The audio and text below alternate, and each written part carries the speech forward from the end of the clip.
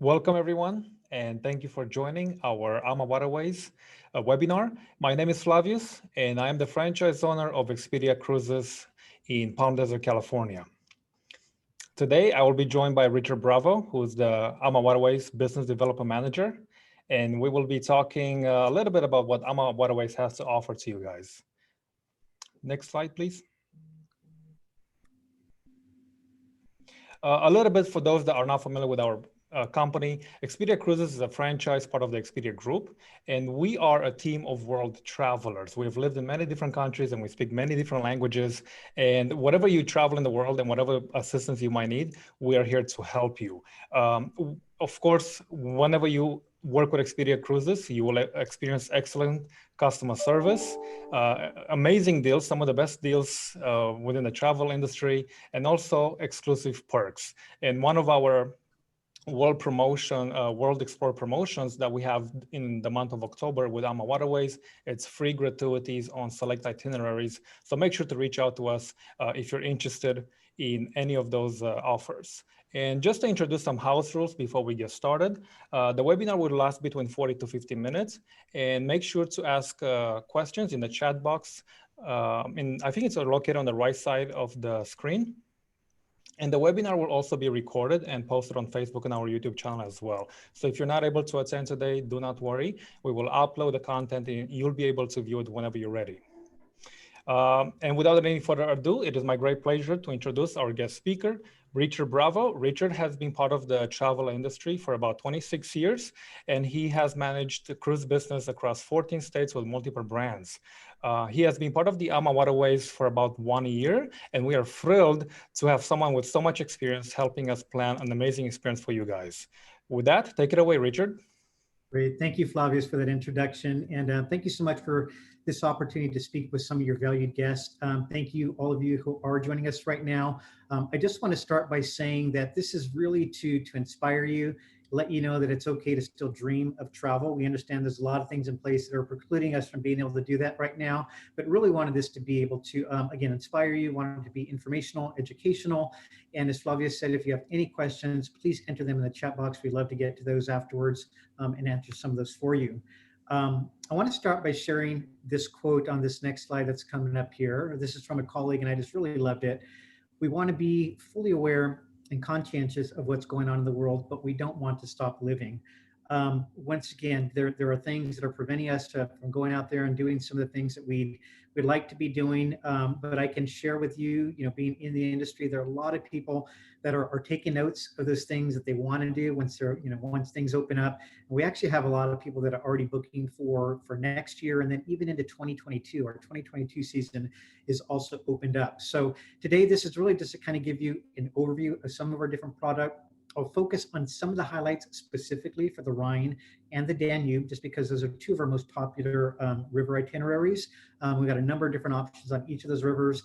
I'll share just a little bit about our company history, just to give you some idea and answer some of those questions about, who is this company that I might consider booking with, and then just give a bit of a state of the business for you as well. So beginning with our company, we are actually family owned and operated. These are our owners that we're looking at right here. This is Rudy Schreiner, our president and founder, his beautiful wife, Christine Karst, executive vice president, also co-founder.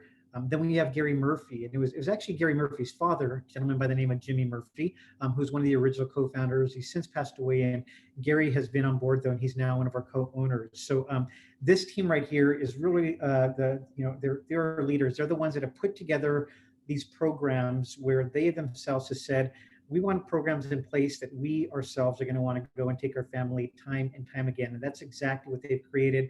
Just one example along that note is that Gary himself goes on a Christmas cruise every single year with his family. And, all of them go and experience a product very often. And they're always looking for opportunities how they can enhance this and make it even more memorable. So I just thought that was important to note. But I'd like to also give you a little bit of a state of the business update. One of the things that I will share is that we are a family-owned company that I mentioned. We are completely debt-free, though. We've got 3 ships that are actually set for delivery of next year, which have been completely paid off.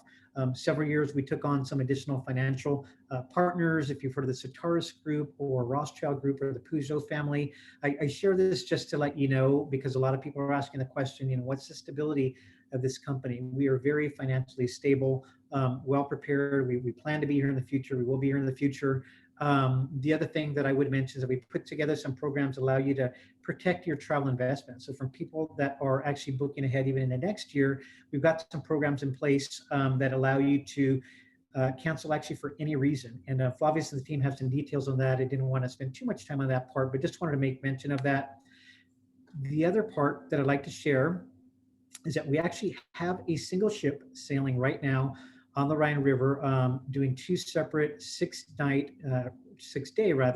5-night sailings from Cologne, Germany. Now, this is exclusive to the German-speaking audience. You may be wondering why I'm sharing this with you, since we can't get there from North America yet, but I'm sharing it because we've been able to take all those things that we've been talking about for a number of months now, doing our research on, putting plans together, making sure they're the right things to ensure, the quality of our experience, that wasn't going to be, have to change, but more importantly, the safety of our crew and certainly the safety of our guests. So now we've been able to put those things in place. We've been operating these sailings since July 6th now, so quite a few sailings, and there have been no incidences on board. No one has gotten sick. In fact, we've had a number of guests book a second, and some guests have even booked a third cruise already. So very positive feedback. If anybody's had a chance to go out and, maybe taking a nice dinner somewhere, that when you walk into the restaurant, if you get up to use the restroom, or when you're leaving, you wear your mask, of course. So it's the same type of atmosphere on board the ship. When you're sitting down with your friends and family, of course, then you can take the mask off, which really is the majority of the time. The other part that I'll mention is that as immaculate as we had the ships, before we had to shut down, we basically got round-the-clock cleaning now. We've upgraded to hospital-grade disinfectants. No more buffets. In fact, we're even doing some in-room meal service for those sailings that are departing right now. Presently, and until further notice, we have no more than 100 guests on board, and the shore tours are no more than between 10 to 15 guests also. This next slide right here that's coming up is just to show you what it looks like in our lounge and some of the public areas where, the people you're traveling with, you can take off your mask, have that nice comfortable sitting, but then you have this nice glass partition here so that you can still have those conversations, and it protects that atmosphere, or that experience rather, that we were able to offer before too. So that still is being carried forward.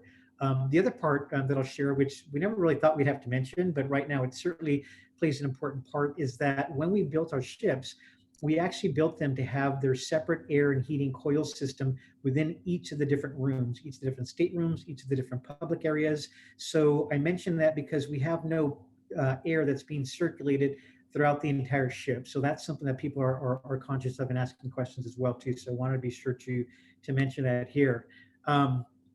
Now kind of getting into the more fun things, the things I love to talk about. And I'm actually going to go off screen for a minute just to not be distracted here, and you guys can really just pay attention to the presentation here, and then I'll pop in at the end. But if you've never had a chance to river cruise here, this is just a really exciting way to travel. Flavius shared that I've been in the travel industry for a number of years, in fact, 26 years this year. And I love all forms of travel. I love ocean cruising. I've done, probably at least a dozen on different cruise lines. I love road trips. I love motor coach travel. But I can honestly tell you there's something incredibly special about river cruising. It is immersive. It is very intimate. There's no more than, well, I should say average because our ships are different size, but the ship average, you're going to be somewhere about 140 to 150 guests on board the ship on a normal year, of course. It operates as your luxury floating hotel. It is not set up with, all these things that you might find on some of the large cruise ships that, like the big elaborate, slides and swimming pools. This is your luxury floating hotel that sails to and through the destination. In some instances, we pull into port and you literally take a few steps and you're on those cobblestone streets already. You can see how calm the waters are here as we pass, fairy tale castles and steep hillside vineyards. The other part that I want to mention though too is that, quite honestly, there are some other really amazing river cruise partners in the industry. I would not be fair if I said anything different. But one thing that I do like to share also that I'm very proud of is that AmaWaterways has won more awards than any other river cruise line in the industry. That's actually with this little logo here, Berlitz is noting. And Berlitz is a company that has rated river cruise ships now for a number of years, but they've done ocean cruises for quite a bit longer. And they go on as mystery shoppers, and then they come back and they rate everything from the shore tours to the food quality to the guest, just the overall guest experience on board. And with our fairly small fleet of no more than about 23 ships presently, 10 of our ships have made the top 15, and there are presently about 320 plus river cruise ships sailing the water. So I just wanted to really call that out, because it really does speak to the time and attention that we put not only into the detail of every itinerary, but really our team on board the ship, which is why I want to share this next slide. From our hotel managers to the folks in the dining room, the people that are behind the scenes, making sure your short tours go off without a hitch. The cruise managers are really sort of the VIP guests when it comes to all of our staff on board. They're there to make recommendations and tips and point you in the right direction. Just incredibly knowledgeable, because they know about all the destinations, all the ports of call. They've been on multiple, different rivers too, so they're really well versed in all these things. The other thing that's unique about AmaWaterways cruise managers is that they will join our guests that are doing a pre-land tour and a post-land tour. So before and after you get on board the ship, they're there to be. They're going to spend some time with you, maybe lead you on some different excursions, but really building that rapport before you even step on board the ship. We receive so many positive comments. I hear time and time again people saying, we loved our experience last year. We want to go back in a group, but we don't want to go unless we can get Maddie as our cruise manager. I share that as an example, of course, right? But we get so many of those that we can send them to this gentleman here in the green sweater. His name is Wade. And when Wade is making their schedules, he will actually do his very best to accommodate it and match it with those type of requests that come in. But they make such a wonderful impression on all of our guests. This next slide right here shows what our most popular staterooms are, our twin balcony staterooms. We were the first in the industry to create these. In fact, I did not mention that Rudy Schreiner is an architect by trade. So he's actually designed all the ships that we have on the water. And the twin balcony is something that he came up with, where you have the French balcony, that wonderful sitting area with that sliding glass that's pushed all the way up against the railing that you can still open and let some fresh air in. But when weather is optimal, you have the full step out balcony that you can step right outside, enjoy some coffee in the morning, some tea in the afternoon, a nice glass of wine in the evening, and just kind of take in the scenery. It's just amazing. We've also got our technology in the room that we can see here. So if you want to stay connected, you can leave your computer at home, use a computer in the stateroom. It's complimentary Wi-Fi, not only in the stateroom, but throughout the entire ship. So we want our guests to stay connected. And then the panoramic lounge. This is really one of the most important public spaces, I would say, because this kind of operates as the main, family room, if you will, sort of the living room of the ship, because this is where everybody comes together, taking these amazing views with these floor-to-ceiling windows throughout the entire front part of the ship. Great sitting everywhere. It's also that place where the cruise manager may be giving some lectures in the evening on the next day's ports of call or the next day's shore excursions. We may bring on some local entertainment. When we're in Vienna, it could be classical musicians. When we're in Spitz, Germany, it could be some local folklore dancers. There's a dedicated pianist on board who plays every evening and, taking different requests. It turns into a full-blown disco after hours. And then right about where this picture was taken, that would be the bar area. So you've got the bar area here as well, too. So lots of reasons to come out and hang out in this area. It's just very fun and very social. And then, of course, we have our pool. I was talking about some of these unique things to AmaWaterways. One thing that is unique is that we have some sort of a water feature on board our sun deck on every one of our ships. So whether it's one of our slightly older ships, you're going to find at least a jacuzzi whirlpool on board. The ones that are more like from 2015, 2016 onward are going to have a pool that's just about this size, where you get this nice swim up bar. There's stools where these guests are sitting there in the pool. And then one of our newest ships that came out last year, the Ama Magna, which is in a category all of its own, has a larger pool as well as a whirlpool too. So I'll talk about the Ama Magna briefly. But the beautiful sun decks, great to spend some time up there. And then the food. I mean, any trip in particular, regardless of the way that you're traveling, this is going to be a big part of the experience. And we do not do anything to sacrifice that. We've got 2 restaurants on board all of our ships. The Ama Magna has more, has a total of 4 actually, but you'll find our main dining room on all of our ships. And the main dining room operates as your progressive dining experience. So Think of when you're in Budapest, for example, you will likely find goulash on the menu, but you'll also have the opportunity to go to that staple, steak if you want that, or that Caesar salad if you prefer that. So we keep that regional and progressive, and we're stopping at these different ports of call in these different countries. The Chef's Table restaurant, which is what we're looking at right here, this is an alternative dining experience. You'll make reservations once you get on board, but there's no charge to dine here. It's this amazing 6-course meal. Within those 6 courses, however, you're going to get a choice. So it's not just a set 6-course meal, up to 4 different wine pairings, some nice whites that are regional, some reds that are going to be regional. It's located at the back of the ship, these beautiful large windows that surround it. Imagine being back here at sunset, catching that sunset. You're watching the chef and his team prepare the meals, plating the food, bringing it out, tasting those amazing wines. It is my favorite experience on board the ship. The last part that I'll just touch upon briefly, because there's really a wonderful history behind it, is the Chaîne de Rôtissière, this logo that we see here.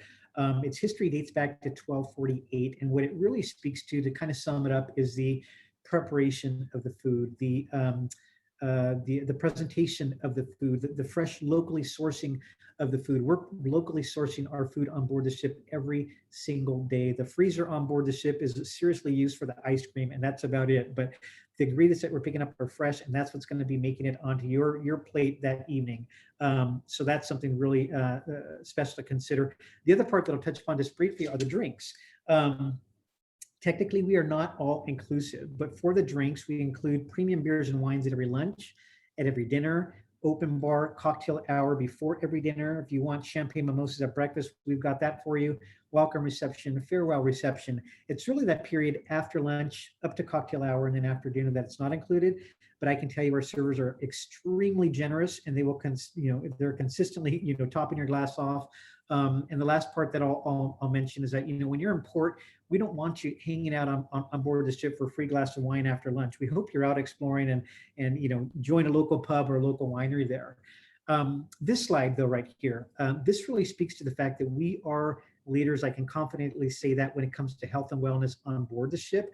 So if you're that person that wants to hit the gym every day, or if you're that person that at least wants to try to get into the gym and have that option, we are the cruise line for you, because we have gyms on board every one of our ships. I don't want to mislead you. This gym is quite larger. It's on the Alma Magna. So just picture a more pared down version on most of our other ships, but you're going to find the same equipment there. We've also got a dedicated health and fitness instructor on board every one of our sailings. So they're doing morning Pilates, morning yoga, some morning stretches. Again, just a great way to stay active. And on top of that, we've got bicycles on board every one of our sailings, up to 25 bikes. So we use them for the guided cycling tours, but you can also just rent them or reserve them rather for a few hours and head out into town and kind of explore, and then come back to the ship and rest up a bit, or whatever you like. We even get some guests that will cycle from one port of call all the way to the next port of call on those days where we're specifically doing 2 ports of call in the same day. In some cases, that's like 25, even up to 30 plus miles. So we get a very active audience on board AmaWaterways. Alma Magna. This is just an amazing ship. It is in a class all of its own. It is the largest river cruise ship on the waters today. You can see in comparison to the ship next to it, it is literally twice the size of that ship, actually larger than that. And by guest, if we're looking at maximum guest capacity, the ship to the left of here holds upwards of 193 guests at maximum occupancy. Alma Magna, by comparison, holds a maximum amount of 196 guests, literally just 3 more guests. So it's plain to say that we have not crammed it with more staterooms. When designing this ship, it was all about more public space, more personal space, more amenities and features on board. You can see how large that sun deck is. And I talked about the larger pool and that hot whirlpool as well. We saw how large the gym was. We've also got a cinema room on board this ship, a much larger lounge area. There's 2 separate library areas. There's a cinema room on board, 4 restaurants on board, and there's no charge for dining at any one of those restaurants. You just make reservations. So this is a ship that if you've done ocean cruising and you're thinking of doing river cruising, this is the one that you definitely want to do. This one sails exclusively on the Danube because this is a much larger body of water, and the locks are much larger, so we can actually get through as well. I did have a chance to sail her personally, and it is absolutely amazing. Here's a look at what the lounge looks like. You can see it's got this nice dance floor in the area, the bar in the center.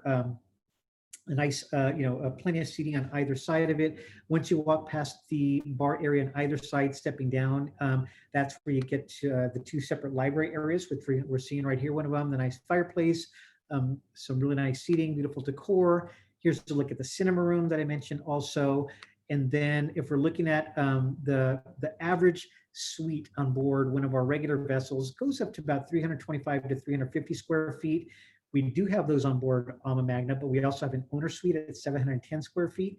We also have a grand suite, which is actually 410 square feet. And then we have a regular suites, then all of our other staterooms as well.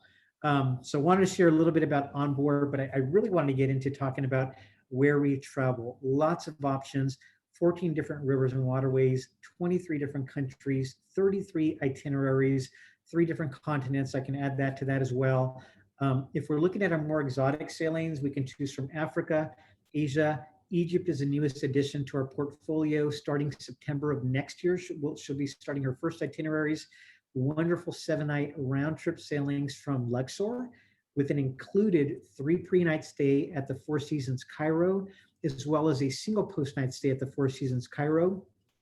In addition to that, if you want to extend your stay beyond that, you've traveled so far, if you want to add a post stay in Jordan, we have a 4 post-night stay in Jordan.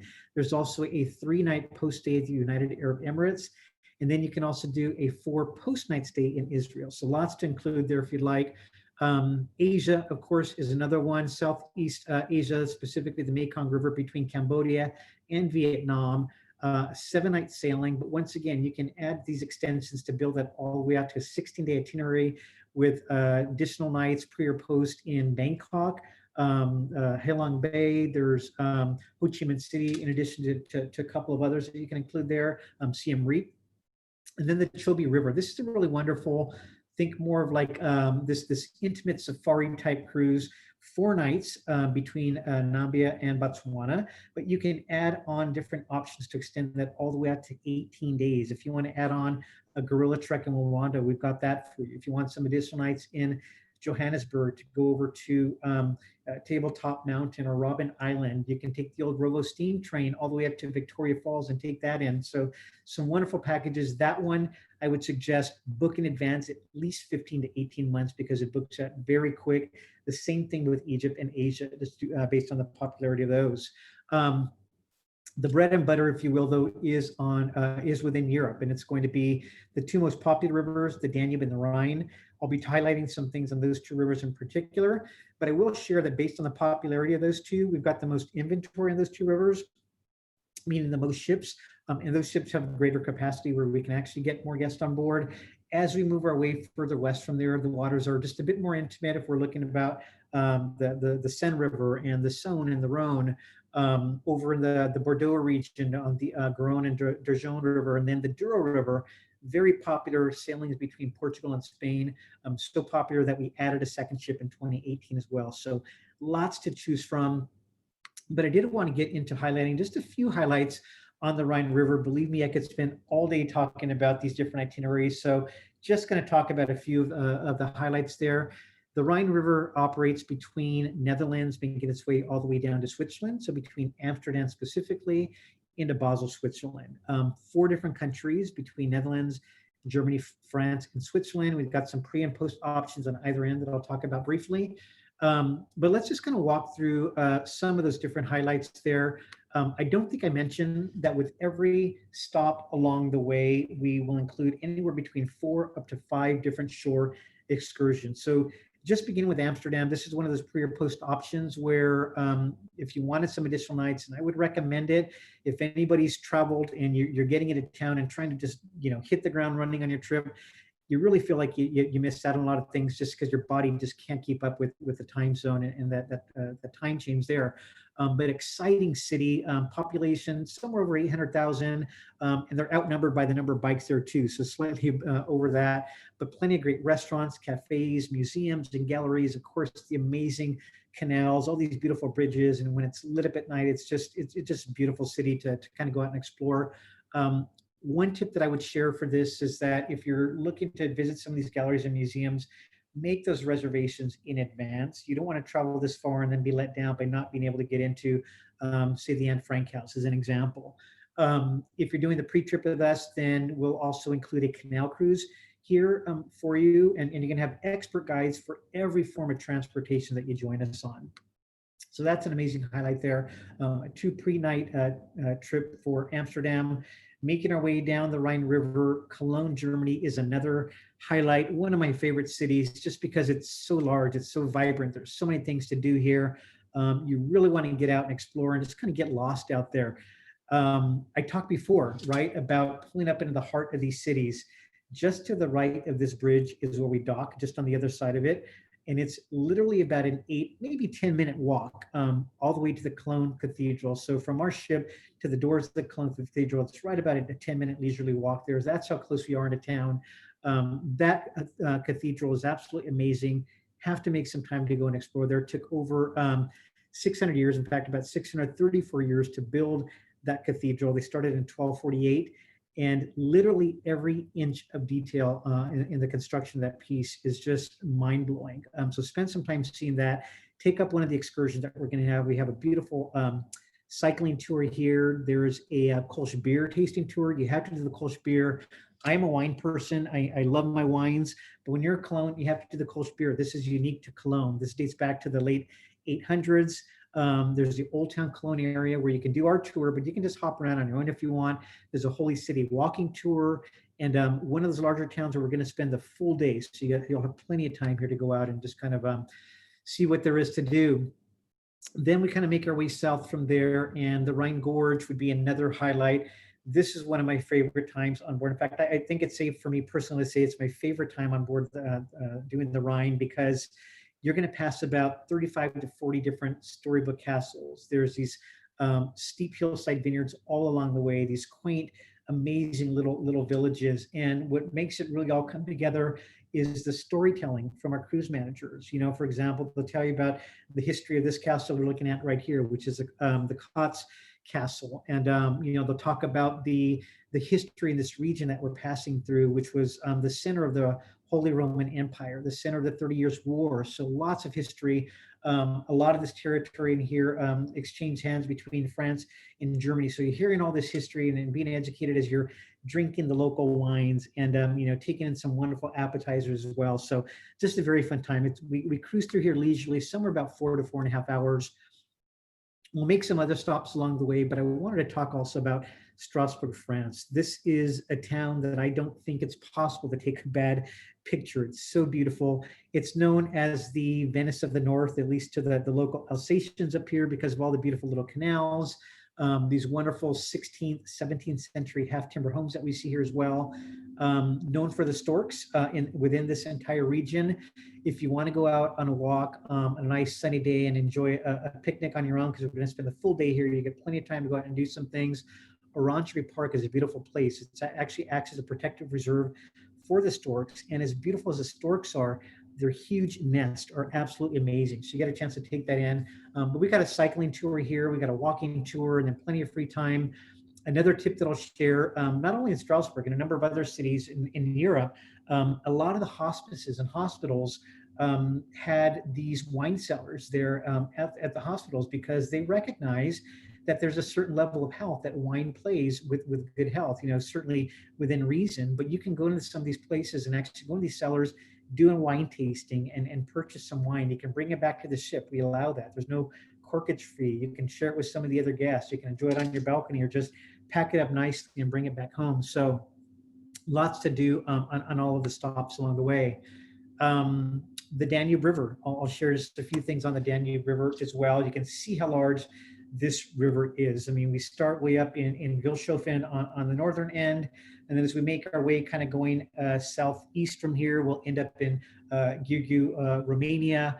The upper Danube would be that portion between Vilshofen down to Budapest. And then what we would refer to more as the lower Danube would be from Budapest all the way down to Giurgiu. And then we also have a number of those pre and post options that I mentioned as well. So lots to see here. We do actually have some cruises that you can combine and do back to back. So you can literally do upper and lower Danube. And we do have a set number of select sailings where you can do a full 14-day sailing on one ship. So you don't have to pack up and then unpack again, getting on the other vessel. But just to call out a few, the different highlights on that itinerary. Salzburg would certainly be one of those, city of Mozart, city of the sound and music, just super inspiring. One of the best things I think about this city are all the little alleyways you can just go out and explore, the wonderful little restaurants and cafes, the fortress that we see here up at the top of the city that you can hike up to. Famous for bonbons, also the Mozart Kugel, if I'm saying that properly, was kind of a nod to Mozart. Of course, this was his hometown that he lived in for about 17 years before he moved over to Vienna. But lots to do and explore here. And again, we got some great tours to include a wonderful city excursion. There's a wonderful city walking tour, and then there's also a wonderful bike tour that you can enjoy as well. We would pull into the town of Linz. Salzburg would be an option. Český Krumlov over in the Czech Republic would be another option. If you're doing a pre-package, which would include Prague, I would say if you do Prague, then maybe you don't want to do Český Krumlov because it's kind of like a mini Prague, if you will. But otherwise, Salzburg, I think you're going to absolutely love. Vienna, Hungary, of course, another famous stop along the way, and so much to be said about this city, capital of music, some great composers like Mozart that we just talked about. The Viennese coffee, you have to go out and try a number of these special Viennese coffees.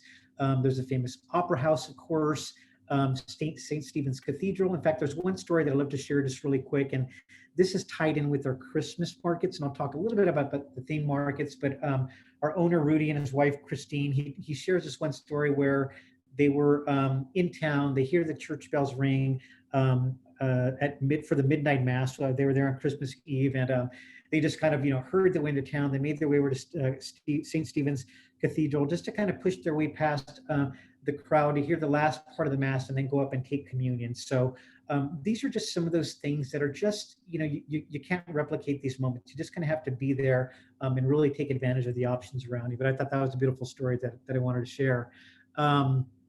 Schönberg Palace, we included a tour there as well. You can go out and kind of explore some of the gardens. And then Budapest, another big hit on this itinerary, where, it was back in, I forget the exact year, I think it was 1873 actually, where the town of Buda on one side of the river and then Pest on the other side officially joined. So a lot of history down here. There is the Hungarian Parliament that we're looking at here. One of the really beautiful things that we do is we'll actually sail around St. Margaret's Island for what they call the illumination of lights, where the entire city is completely lit up. The Parliament building is lit up. Chain Bridge is lit up, and just everything that you can see inside is lit up. And we sail around the island, and just to see it anywhere is beautiful. But the perspective from the ship on the river, there's just nothing like it. To be sailing by, enjoying a nice glass of wine, or just sitting in a lounge chair with your loved one and just taking this amazing moment. It's just really, really special. But lots to see and do here and explore.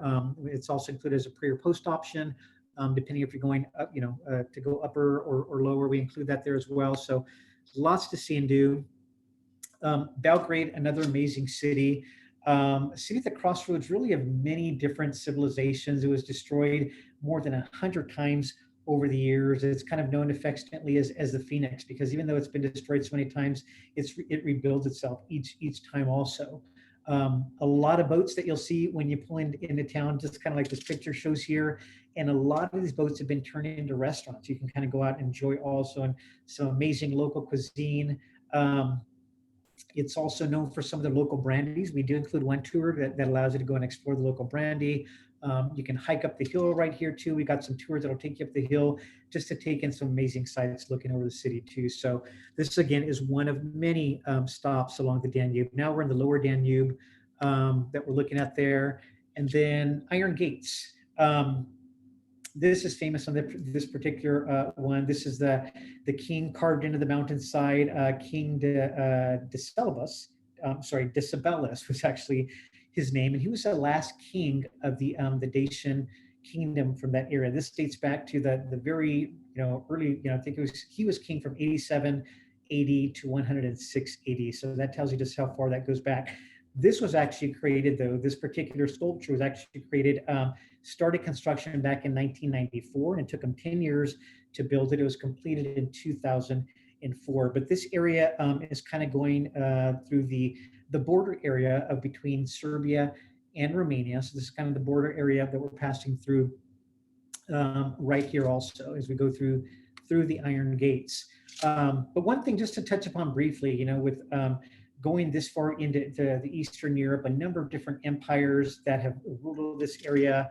The Roman Empire, as we mentioned, is one, but you're also going through a lot of different cultural things like, from Catholicism up in the more northern Danube to now being into like more the Orthodoxy, from the Latin Roman alphabet to the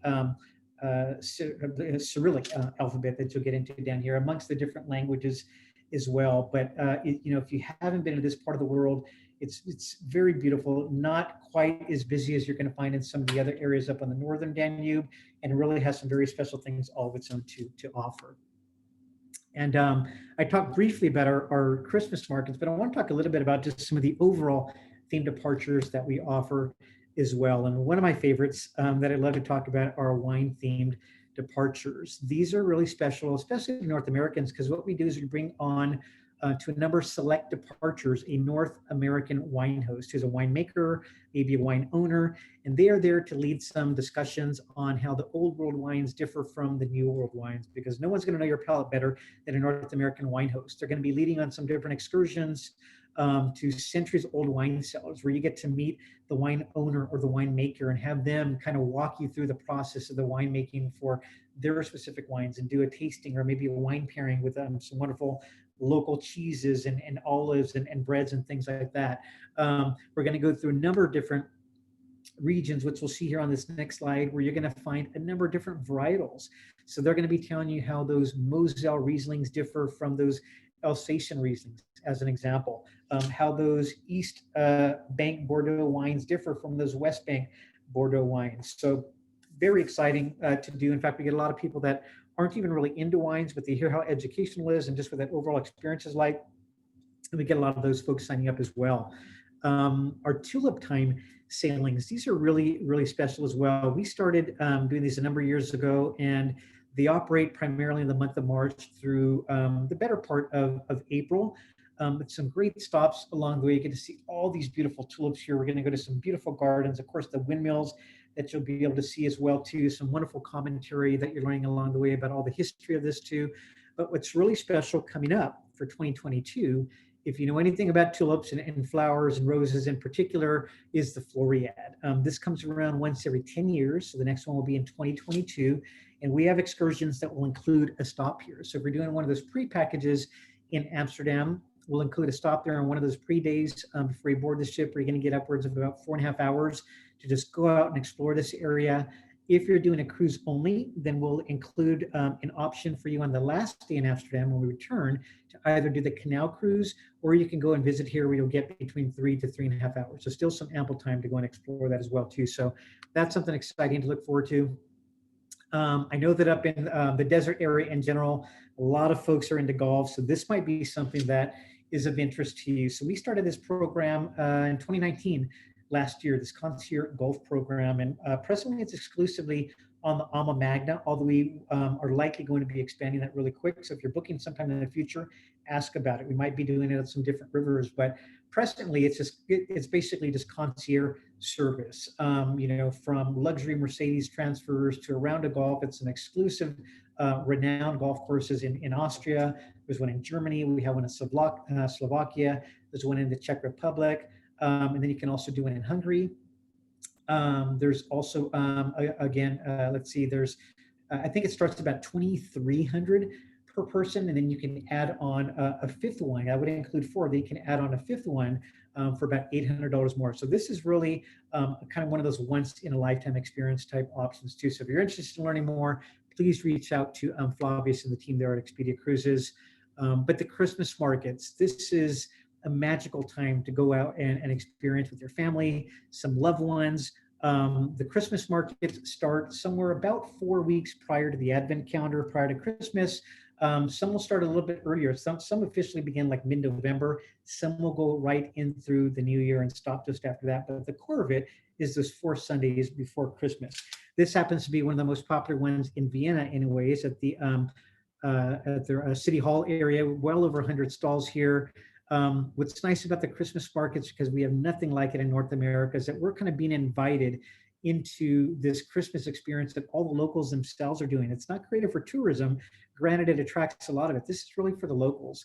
So it's just a very special time. You have the glue vine, you got all these unique ornaments from these different cities. You'll find unique things in Budapest that you're not going to find in Nuremberg or in Vienna. So it's just a wonderful time of year, and it's just magical, and you're on sensory overload. And we do have another date that we're going to be talking exclusively on the Christmas markets. This is going to be for Tuesday, November 17th, and this is going to start at 4 p.m. So hopefully you'll mark your calendar to join us again. But I know Flavius and the team will be reaching out to you once again just to remind you if you're interested in doing that. And that is about all that I could share. I could share a lot more, but I think it's good that I probably stop right there. And if there's any questions, I'd be happy to take any questions. Or Flavius, if you want to add anything, I'd be happy to hear from you as well. Thank you, Richard. What a wonderful presentation, and seeing the Iron Gates takes me back home. Having lived in Eastern Europe for so long, I really do miss home. But we do have a few questions, and one of them is regarding the COVID-19 and 2021 sailings. What should people expect moving forward? And what changes will AmaWaterways implement to ensure passenger safety? Yeah, absolutely. The one thing I can say is that we will ensure everything that we need to make sure our guests are safe. The one part that we're simply not able to speak to is what the environment will look like then, what the EU will put out in terms of restrictions, what an individual country may add on top of that. Something to keep in mind that makes river cruising really unique and certainly different from ocean cruising is that ocean cruising, as an example, you're in international waters at all times. With river cruising, we are always within country limits. So again, in the case of Europe, we have to manage not only what the European Union puts out, but if Austria, as an example, says, we want this met, then we have to now manage to that. So I share that because we have to manage to the highest expectations. And I think that it's certainly going to ensure everybody's safety or the best possibility of it, right? Yeah. And another question that we had was regarding the dress code. What should people expect? I would say, it's casual. It's pretty casual. I would say even for the chef's table restaurant, which would be kind of the dressiest night on the ship, that's more business casual. You can leave your tie at home. Some gentlemen might wear a tie to dinner that evening at the chef's table restaurant, but most of it, just think like some nice slacks for, or even some nice dockers, maybe a nice button-up shirt or polo shirt for the men. And just, nice, something comfortable for the ladies as well too. But there's a lot of people on certain days when you're going out for excursions, you're going to wear some jeans or some shorts, and that's completely acceptable. Wonderful. And a question regarding groups. What size are the Christmas groups and the wine groups? So any group on board AmaWaterways would start at a minimum of 9 full-paying guests, and then the 10th would actually have an option to get a special benefit, let's say. And Flavius can fill you in on those details, but 10 would basically qualify for a group. If you're on a 7-night sailing, you hit that minimum 10, there's additional dollar savings on top of that as well.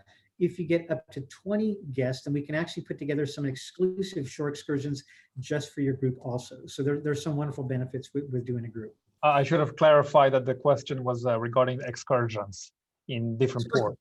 All right. Okay. Very good. So we won't know the size of that, but what I will say, at least going forward. So right now for the Ama Cristina, those are no more than 15 maximum. Average are like probably about 12. Mm-hmm. Going forward, though, it's always going to be pretty intimate because we offer more shore excursions than most of our peers do, anywhere from 4 to 5. So it breaks it up into smaller groups. We've also got these AudioVox headsets. So when you're thinking social distancing, the AudioVox headsets allow you to listen to the group lead free, but you don't have to kind of be huddled around him. So you have safe distancing and you're still listening to everything that they're sharing. Wonderful. Well, that's about it, Richard. Thank you everyone for joining us, and make sure to check our YouTube channel and the Facebook page where we're going to post all the content.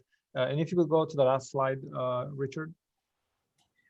Yep, I sure will. There we go.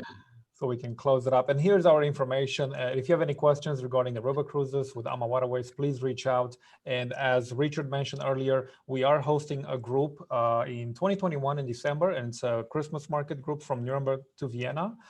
If you haven't been to Germany or the Upper Danube at all, I highly recommend it, and you can't go wrong with AmaWaterways. So let us know if you're interested, and look forward for an email from us to keep you all updated with the latest news and offers that we have with AmaWaterways. Thank you, everyone, and thank you, Richard, again. Thank you very much, everybody. Have a wonderful evening. Bye-bye.